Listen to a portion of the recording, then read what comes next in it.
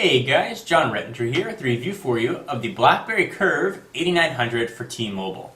Right now, this will run you $149.99 after rebate and a 2-year contract, but definitely check T-Mobile's website because prices on phones really can vary quite a bit. So I've made really no secret that I'm a big Blackberry fan, and the Curve 8900 picks up where the previous Curve left off.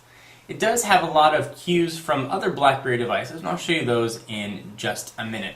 It does have a full QWERTY keyboard on the front, a 3.2 megapixel on the back, and it is quad-band edge. There is no 3G on this device, but it does have Wi-Fi and GPS. Both are welcome additions.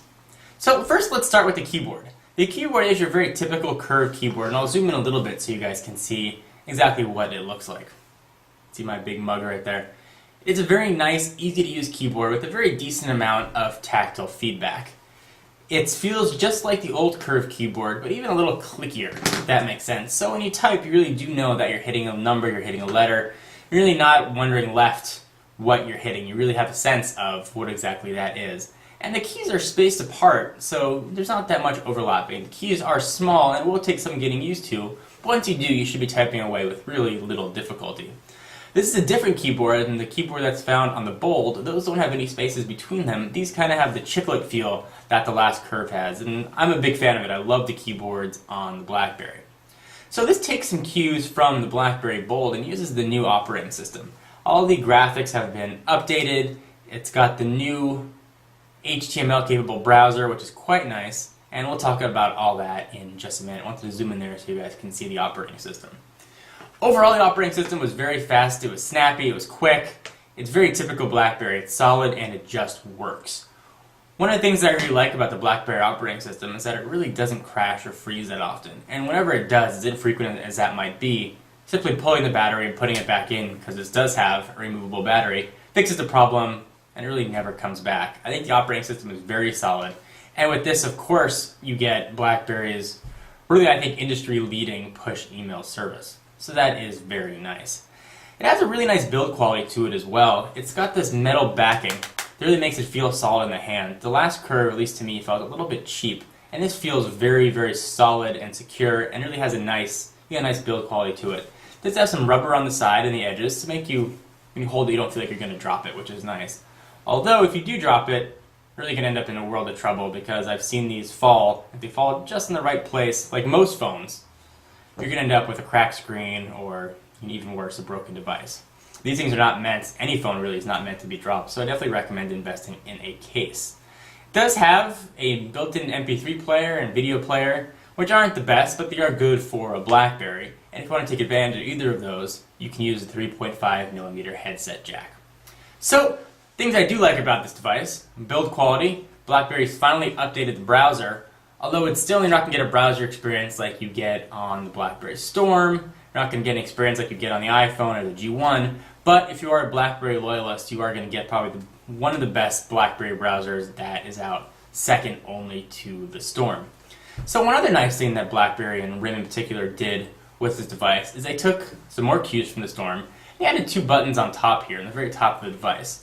The one on my left side here lets you lock the device. You push that, it'll lock it. And if you hold down the button on the other side, it'll put it into standby. Both handy shortcuts. When I used to use Blackberries, I used to always have to map the lock button to the side function.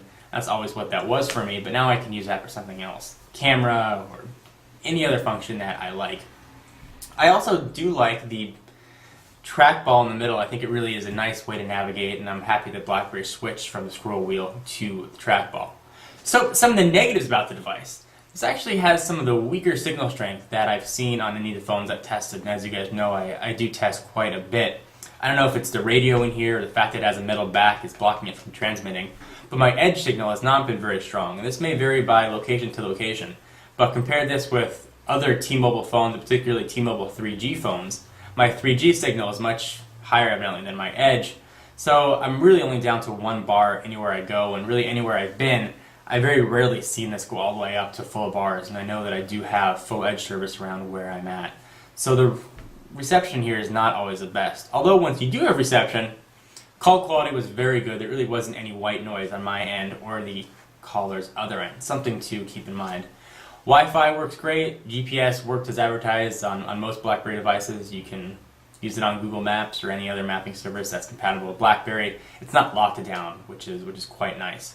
So if I have to rate this phone on a 1 to 10 scale, I give it a very solid 6.5, and it's losing out on points just because lack of 3G, lack of a full, rich HTML browsing experience